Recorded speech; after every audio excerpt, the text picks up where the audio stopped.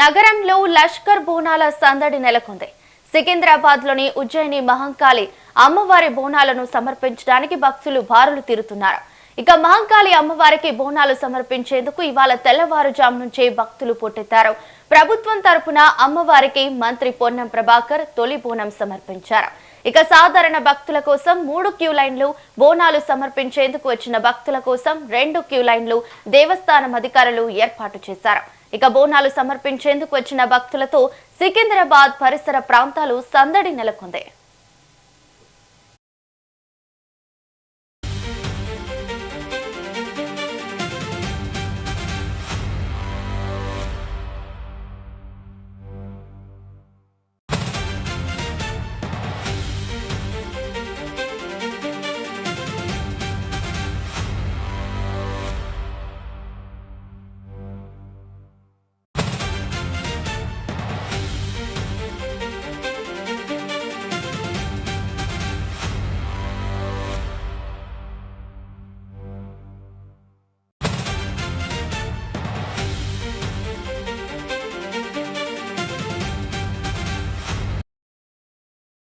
ఇక రేపు అమ్మవారి భవిష్యవాణి రంగం కార్యక్రమం ఉంటుంది. ఇక లక్షల మంది భక్తులు వచ్చే అవకాశం ఉందని అధికారులు అంచనా వేస్తున్నారు. ఈ నేపథ్యంలో పోలీస్ బందోబస్తుతో పాటు ఎక్కడికక్కడ సీసీ కెమెరాలు కూడా ఏర్పాటు చేశారు. దేవాలయానికి వచ్చే భక్తులకు ఇబ్బంది కలగకుండా ప్రత్యేకంగా వాటర్ క్యాంప్స్ ఏర్పాటు చేశారు. అలాగే వైద్య ఆరోగ్య శాఖ ఆధ్వర్యంలో హెల్త్ క్యాంప్స్, అంబులెన్స్లు ఏర్పాటు చేశారు.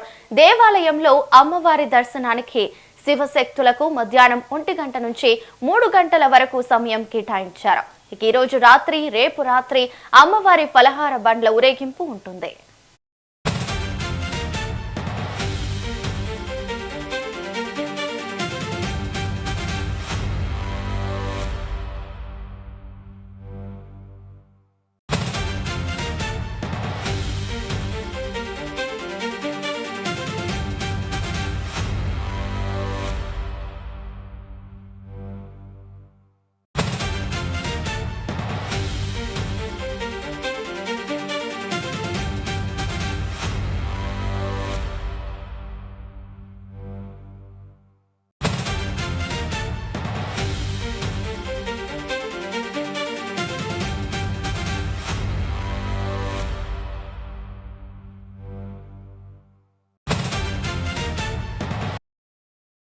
ఇక మరోవైపు ఉజ్జయిని మహంకాళి బోనాల జాతరకు సికింద్రాబాద్ లో ట్రాఫిక్ పోలీసులు విస్తృత ఏర్పాట్లు చేస్తున్నారు.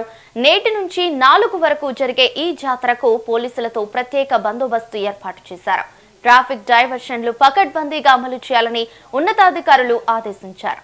ఇక పార్కింగ్ ప్రాంతాల్లో ప్రత్యేక పర్యవేక్షణ, వాహనాల క్రమబద్ధీకరణపై ప్రత్యేక దృష్టి సారించారు. జాతర వేళ ట్రాఫిక్ సూచనలు తప్పనిసరిగా పాటించాలని భక్తులకు పోలీసులు సూచిస్తున్నారు.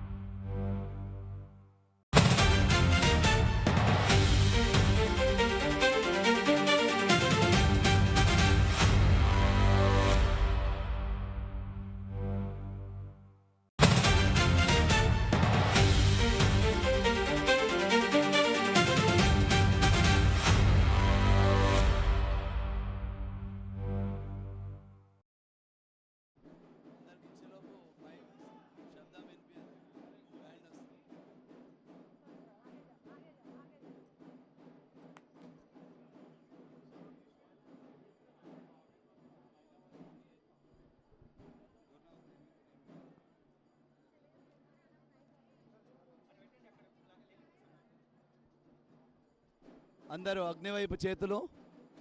ఓం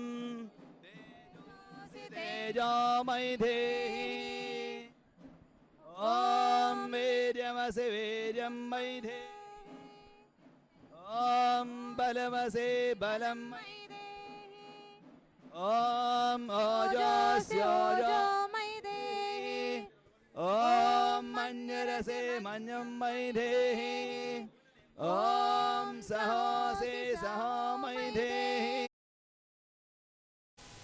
ఇక ఈ రోజు జరుగుతున్న సికింద్రాబాద్ ఉజ్జయిని మహంకాళి బోనాలు అంగరంగ వైభవంగా జరుగుతున్నాయి. భక్తులు కూడా తండోపతండాలుగా తరలి వస్తున్నారు. ఇక నేటి నుంచి 4 వరకు జరిగే భక్తుల కోసం అన్ని ఏర్పాట్లు ప్రభుత్వం చేపట్టింది. ఇక మనతో పాటు లైవ్ లో రమ్య న్యూస్ రిప్రజెంటేటివ్ రమ్య ఉన్నారు సికింద్రాబాద్ నుంచి అందించడానికి. రమ్య చెప్పండి. చూపినట్టుగానే నిజంగానే ఈ మహంకాళి టెంపుల్లో బోనాల జాతర అంగరంగ వైభవంగా జరుగుతుంది. అండ్ జనాలు తండోపాలుగా అయితే వస్తున్నారు. అండ్ ఒక్కసారి మీరు అక్కడ చూడండి, ఇప్పుడే ఆ డోలు సభలు అలాగే ఆ బజాయి ఏదైతే ఉంటుందో ఆ సభలతోనైతే పోతరాజు అలాగే దానికి సంబంధించిన దేవుళ్ళందరూ కూడా ఉండడం జరిగింది. అండ్ ముఖ్యంగా పోతరాజు తన డివైన్ ఏదైతే ఉంటుందో అది ఒక కర్ర అని చెప్పొచ్చు. దాంతో కొట్టుకుంటూ ఇక్కడ ఆడుతూ ఇట్లా అన్ని రకాల విధాలుగా అయితే అంటే ఏ రకాల దేవుళ్ళు అయితే ఉంటారో ఆ రకాల దేవుళ్ళు అందరైతే వస్తున్నారు. అండ్ ముఖ్యంగా చూసుకున్నట్లయితే ఆ బోనాలు చూడొచ్చు మనం, వాళ్ళు ఎంత మంచిగా ఎంత అందంగా తీర్చిదిద్దుకుంటూ అయితే తీసుకొని వచ్చారు అన్నది. అండ్ మనం ఒక్కసారి వాళ్ళ దగ్గరికి వెళ్దాము. వాళ్ళ దగ్గరికి వెళ్ళి అసలు ఆ డోలు సప్పులు అలాగే ఆ డబ్బుల సప్పులు వాటి మధ్య వాళ్ళు ఎలా డాన్స్ చేస్తున్నారో కూడా మనం ఒకసారి అందరికి ప్రేక్షకులందరికీ చూపించే ప్రయత్నం అయితే చేస్తారు. మీరు ఒక్కసారి వచ్చి ఈ చూడండి, ఒకసారి వచ్చి ఈ డాన్స్ ఒకసారి మీరు అందరు చూడండి. ఇక్కడ పోతురాజు కావచ్చు, లేకపోతే 2 పోతురాజులు వచ్చారు. అలాగే అమ్మవారికి నైవేద్యం కూడా బోనాలు అయితే తీసుకొని రావడం అయితే జరిగింది. సో ఆ బోనాలతో పాటు ఇక్కడ అనేక రకాల దేవాలు కూడా ఉన్నారు. ఒక్కసారి మీరే చూడండి. సో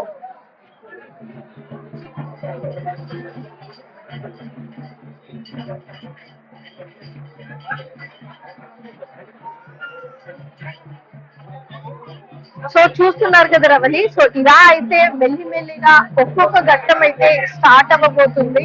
అలాగే జనాలు కూడా తండోపతండపాలుగా అయితే ఉంటున్నారు. అండ్ ముఖ్యంగా చూసుకున్నట్లయితే ఆలయ ప్రాంగణం అంతా కూడా ఆధ్యాత్మికతో అయితే నిండిపోయింది.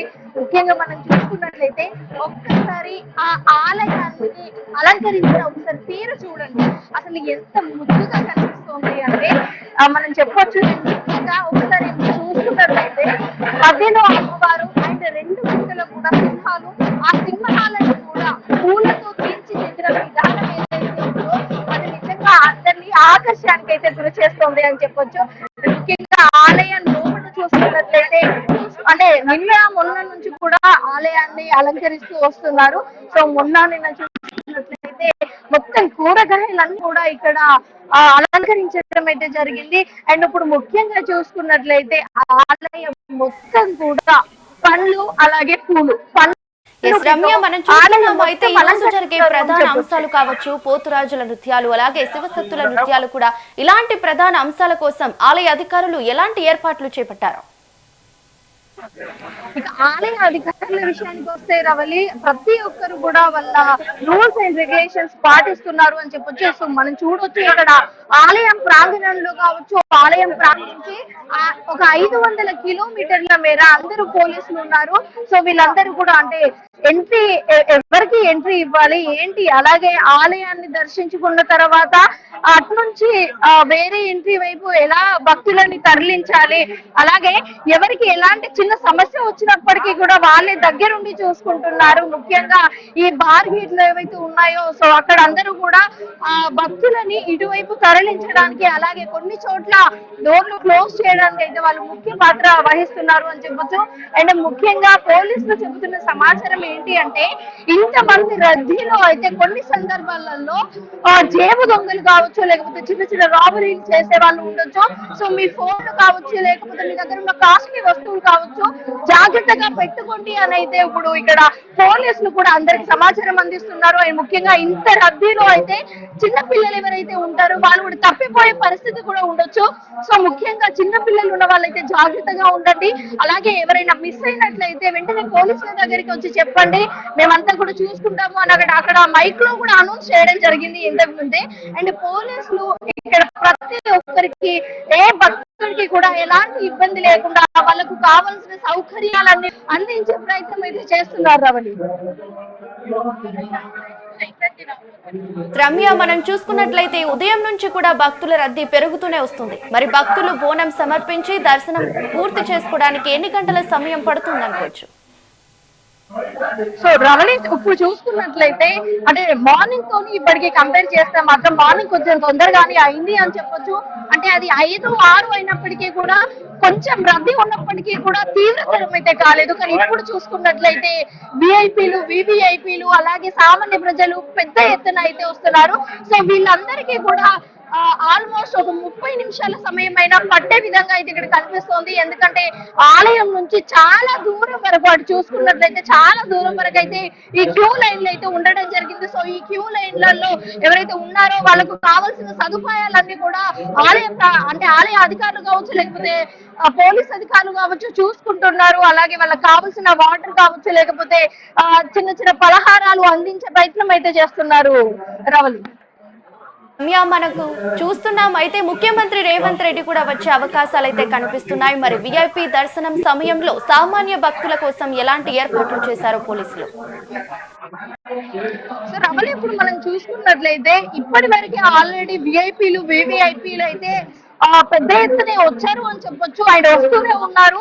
అండ్ ఇంకా ముఖ్యంగా చెప్పాలి అంటే రాజకీయ నాయకులు కూడా వచ్చారు. కానీ అంటే ప్రభాకర్ గారు కావచ్చు, లేకపోతే ఒక జస్టిస్ కావచ్చు, వీళ్ళైతే వచ్చారు. బట్ చూడాలి ఇప్పటి వరకు అయితే రేవంత్ రెడ్డి గారు వస్తారా లేదా అన్నది మాత్రం ఇంకా ఆసక్తికరంగానే మారింది. సో ఒకసారి మనం ఇక్కడ చూసుకున్నట్లయితే విఐపీలు, వివిఐపీలు ఎవరు వచ్చినా సరే ఇక్కడ ముఖ్యంగా ఇదే ఎంట్రెన్స్, వివిఐపీ ఎంట్రెన్స్ అంతా ఇదే కాబట్టి ఎవరు వచ్చినా కానీ మనకు తెలుస్తూ ఉంటుంది. అలాగే పోలీస్ అధికారులు కూడా ముందుగానే వాళ్ళకి సేఫ్టీ అయితే మెయింటైన్ చేస్తున్నారు. అండ్ దాంట్లో ముఖ్యంగా ఎప్పుడైతే విఐపీలు, వివిఐపీలు వస్తున్నారో అలాంటి సమయంలో ప్రజలకు, భక్తులకు ఎలాంటి ఇబ్బంది కలగకుండా ఉండడానికి పోలీసులు ప్రత్యేక చర్యలు అయితే చేపడుతున్నారు. సో దాంట్లో భాగంగానే సో విఐపీలకి వేరే క్యూ లైన్ ఇచ్చారు, అలాగే నార్మల్ ప్రజలకు వేరే క్యూ లైన్ ఇచ్చారు. అండ్ ఇంకా జాగ్రత్తగా ఉండడానికి పోలీసులు అందరూ కూడా ఇక్కడ భక్తుల మధ్యలోనే తిరుగుతూ ఉన్న సందర్భం అయితే ఇక్కడ కనిపిస్తుంది రామలి. అండ్ ముఖ్యంగా మనం చూసుకున్నట్లయితే ఈ బోనాలకి చాలా మంది కూడా బోనాలు ఎత్తేసి అండ్ బోనాలకు సంబంధించిన బొమ్మలు కావచ్చు, లేకపోతే వేపాకులు కావచ్చు, ప్రతి ఒక్కదాన్ని కూడా అందంగా అలంకరించి మరైతే ఇక్కడ కనిపిస్తోంది. సో ఇక్కడ మొత్తంగా చూసుకోవాలి అంటే సో పోలీసులు అయితే జాగ్రత్తలు తీసుకుంటున్నారు అని చెప్పొచ్చు. సామాన్య ప్రజలతో పాటు, సామాన్య భక్తులతో పాటు విఐపీలకు, వివిఐపీలకు అందరికీ తగినటువంటి ఇక్కడ రక్షణ, ప్రొటెక్షన్ అయితే ఉంది అని చెప్పొచ్చు. రావాలి, థ్యాంక్ యూ.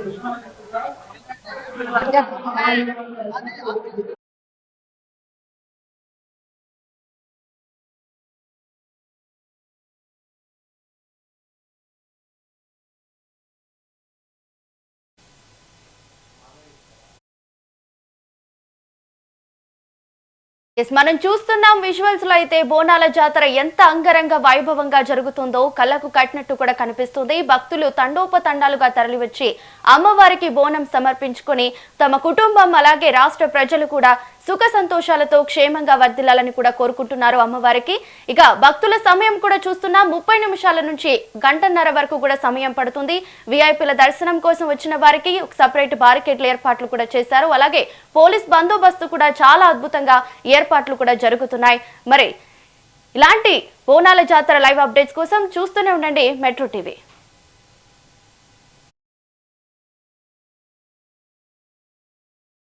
పొంది ఎంతో మంది తల్లిదండ్రుల యొక్క సాన్నిధ్యాన్ని, ఆశీర్వాదాన్ని పొంది మంచి గుణకర్మ స్వభావాలన్నీ మనం కూడగట్టుకొని ఇక్కడి వరకు వచ్చాము.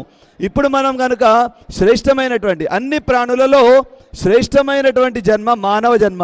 ఆ మానవ జన్మ ఎప్పుడైతే పరోపకారం చేస్తుందో, ఇతరులకు ఉపకారం చేస్తుందో, మనందరం చేస్తామో అప్పుడు మానవ జన్మ అన్నిటికంటే గొప్పది. లేదు అంటే ఇతర ప్రాణులన్నీ కూడా సంతానోత్పత్తి అవి కూడా చేస్తాయి, మానవుడు చేస్తున్నాడు. పశువులకి మానవులకి ఏం తేడా లేకుండా పోతుంది. కాబట్టి మనందరము శ్రేష్టాతి శ్రేష్టమైనటువంటి కర్మలు చేయటం వలన అద్భుతమైనటువంటి సంచిత కర్మలు కూడగట్టుకొని సంచితమైనటువంటి కర్మలు కూడగట్టుకొని మనం ఏ పరలోకాల్లో సుఖంగా ఉండాలని మనందరం కోరుకుంటున్నాం.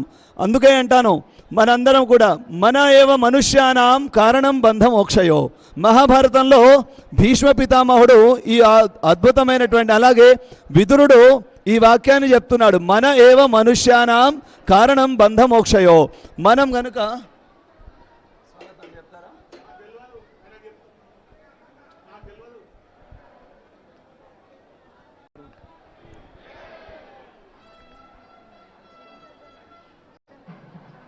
కిషన్ రెడ్డి గారు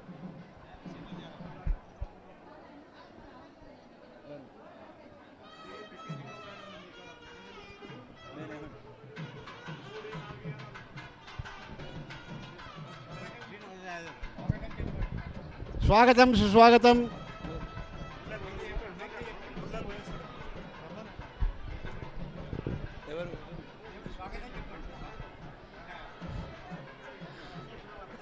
దక్కన్ మానవ సేవా సమితి అధ్యక్షులు శ్రీ తలసాని శ్రీనివాస్ యాదవ్ గారికి స్వాగతం, సుస్వాగతం. సార్ ఒకసారి జెండా వందనానికి రావాలి సార్. దక్కన్ మానవ సేవా సమితి ఏదైతే 100 సంవత్సరాలు పూర్తయిందో దానికి ఈ సంవత్సరంలో అధ్యక్షులు తలసాని శ్రీనివాస్ యాదవ్ గారు.